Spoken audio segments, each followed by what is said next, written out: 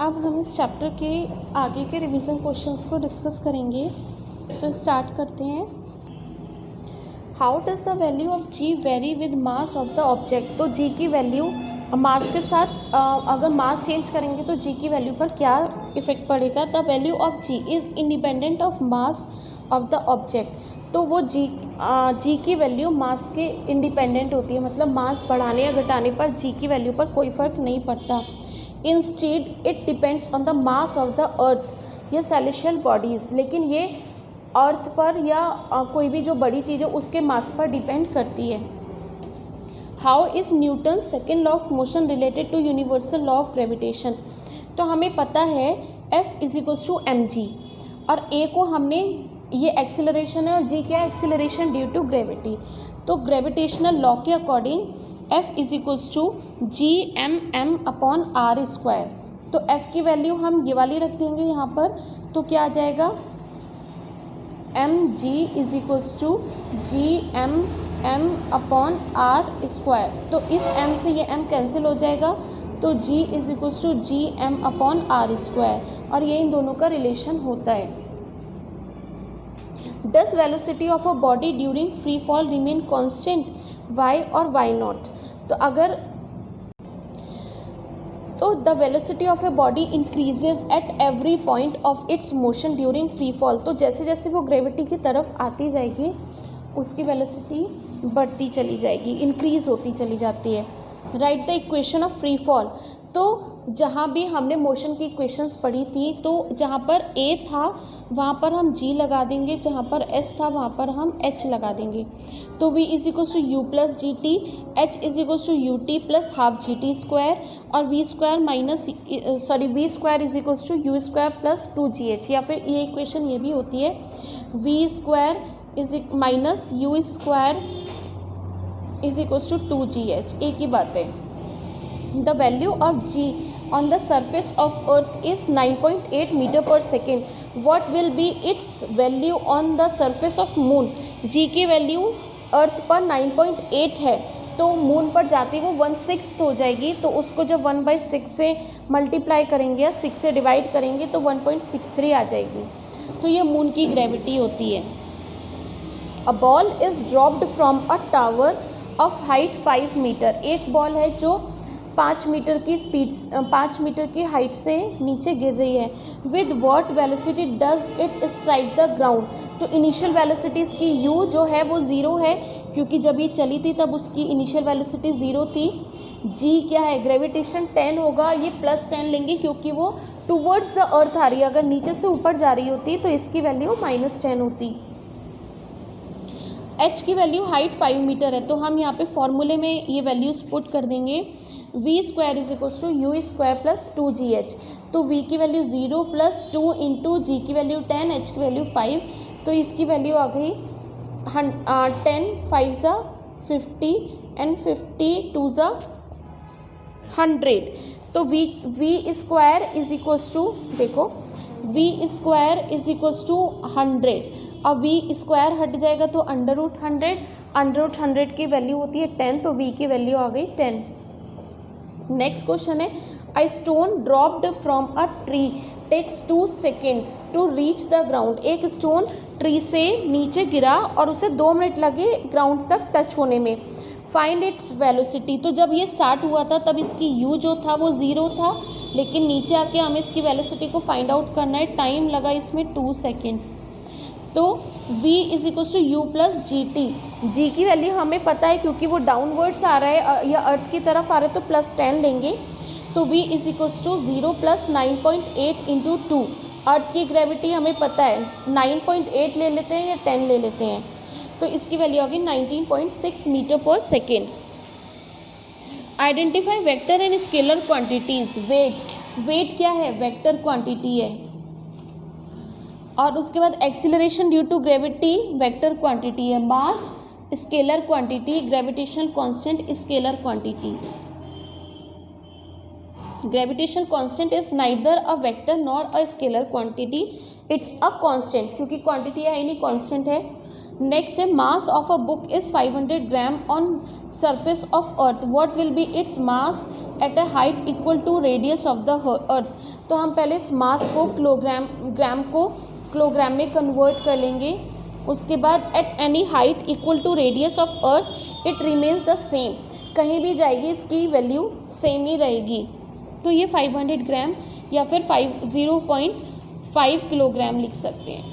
ठीक है, इस चैप्टर में अगर कोई भी क्वेश्चन आता है तो अगर हमें वैल्यू उसकी ग्राम में दी हुई है तो उसको हम किलोग्राम में कन्वर्ट करेंगे अगर न्यूमेरिकल वैल्यू आती है तो।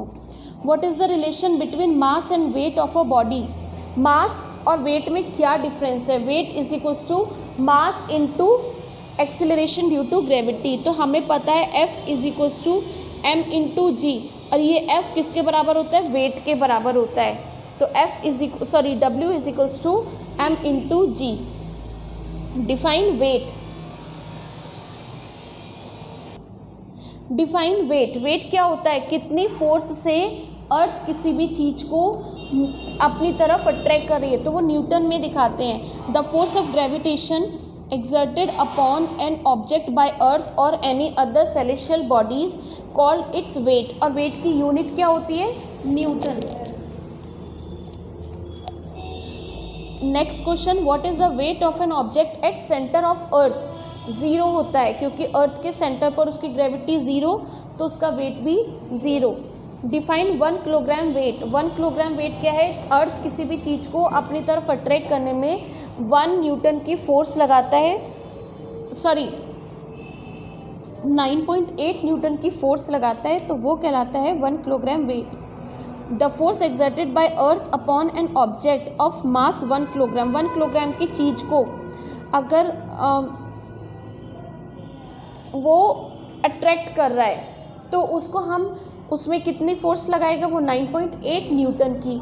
9.8 न्यूटन की फोर्स लगा रहा है तो उसका वेट जो है वो भी 1 किलोग्राम होगा, क्योंकि हम अगर इसको हम किलोग्राम में बोलेंगे तो 1 किलोग्राम है, और अगर फोर्स ये न्यूटन की वैल्यू में बोलेंगे तो 1 मास उसका 1 है और उसकी ग्रेविटी क्या है? 9.8, तो इसकी वैल्यू 9.8 न्यूटन आ जाएगी।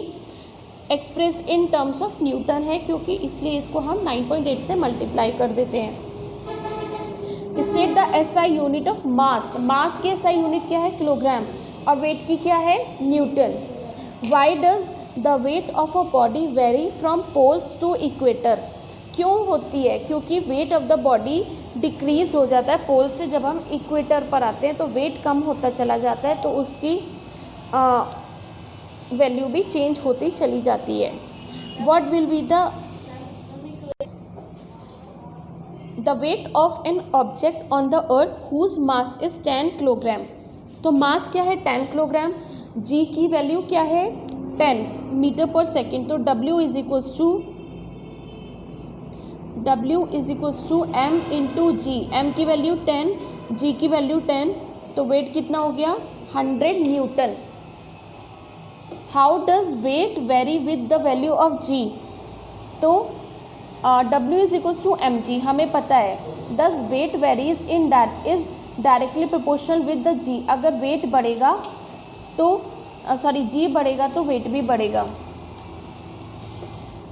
अ spring balance reading 15 gram weight for a mass suspended at it is dropped, what will it read during the course of its fall? तो ये ज़ीरो काउंट हो गया, ज़ीरो रीड होगा, क्योंकि जब ये फ्री फॉल होगा तो वेटलेसनेस हो जाएगी उस पर। Convert a force of 5 kilogram weight into SI unit of force. तो 1 किलोग्राम वेट को हम 9.8 न्यूटन कहते हैं, तो 5 किलोग्राम वेट को क्या कहेंगे? 9.8 इंटू 5। और यही सेम क्वेश्चन जो था वो पीछे था 62 कि 1 किलोग्राम वेट को न्यूटन में कितना कहेंगे? अगर मैं दिखाऊं ये रहा 62। Define 1 kilogram weight. तो 1 किलोग्राम वेट क्या है? 9.8 न्यूटन हो गया। अब 5 किलोग्राम वेट कितना हो गया? 5.8 इंटू 9.8, 5 इंटू 9.8, तो 49 newton. Several phenomena of celestial bodies were believed to be unconnected, but universal law of gravitation was successful to explain them, mention any two phenomena. तो कोई से भी दो फिनोमेना बताने हैं।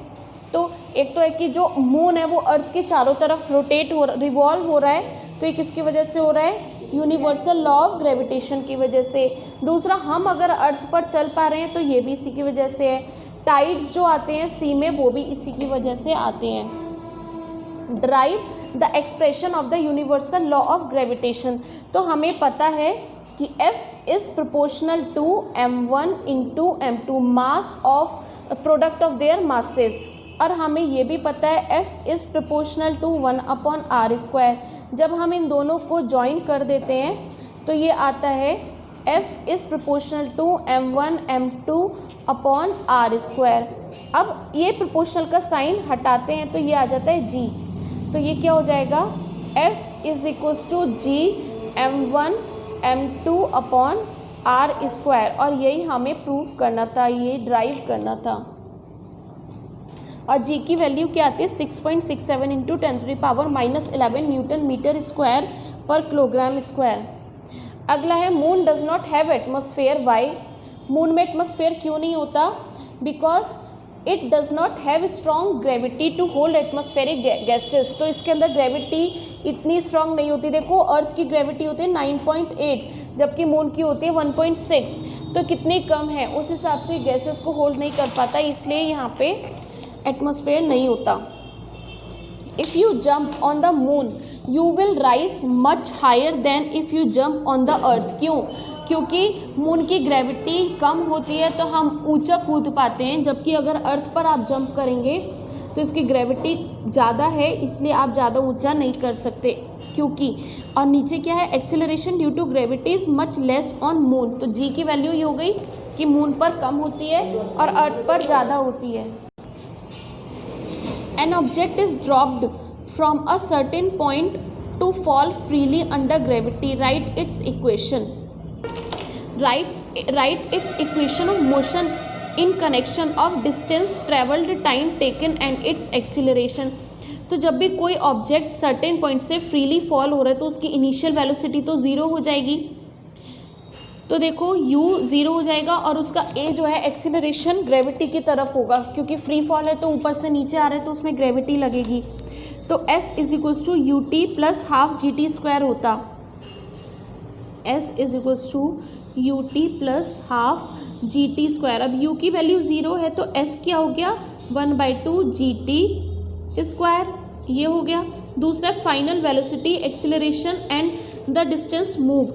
अब फाइनल वेलोसिटी क्या है उसकी, v है, v square minus u square is equals to 2gh होता है। अब क्योंकि u तो है कोई स्टार्टिंग से ज़ीरो चली है तो v स्क्वायर, u की वैल्यू ज़ीरो हो गई, v square is equals to 2gh। आगे है find the weight of a 80 kilogram man on the surface of the moon. Weight 80 gram है मैन का मून पर। What should be its mass on the earth and on the moon?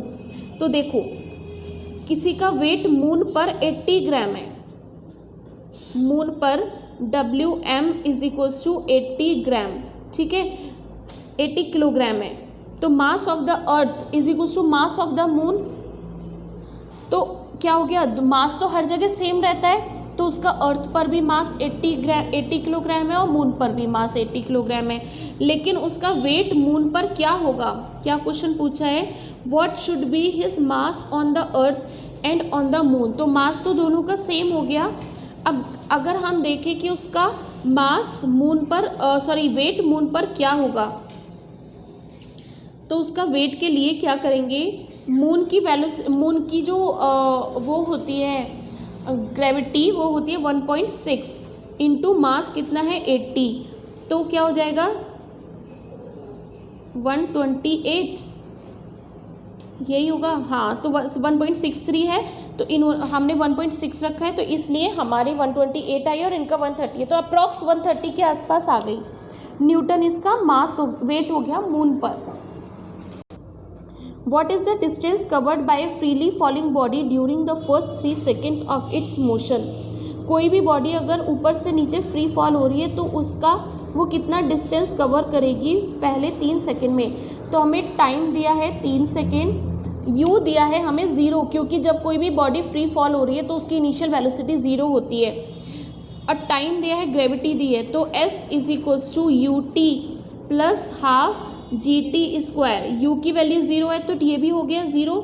s is equals to 1/2 ji t square, जी की value 10 है और t की 3 है, तो s is equals to 1/2 into 10 into 3, 2 5 से 10, तो 5 3 से 13 आ गया, सॉरी 3 स्क्वायर है, तो 3 s is equals to you 1/2 ji t square है, जी की 1/2 इंटू 10 इंटू 3 3 से 9, तो 2 5 से 10, 5 9 से 45, इसका आंसर आएगा 45 मीटर। अब नेक्स्ट क्वेश्चन है, a toy car falls on to the ground in 0.4 second. एक कार है जो ग्राउंड पर इतने सेकंड में आई है, calculate it speed just before striking the ground. तो सेम क्वेश्चन है पहले की तरह, जब कोई भी चीज़ ऊपर से नीचे आ रही है तो उसकी इनिशियल वेलोसिटी u वो 0 होगी, तो फॉर्मूला क्या रखेंगे, s is equals to, sorry v निकालना है हमें, यहाँ पे s नहीं निकालना, v निकालना है, तो v is equals to u plus g t होता है, v is equals to u plus g t होता है, u की वैल्यू 0 है तो v is equals to g की वैल्यू 10 और t की वैल्यू 0.4, तो इसका आंसर आ गया 4 मीटर पर सेकेंड। ये थे आपके शॉर्ट आंसर टाइप क्वेश्चन जो कि 2 मार्क्स के थे। 2 मार्क्स में इजी और डिफ़िकल्ट हर तरह के क्वेश्चंस आपने देख लिए।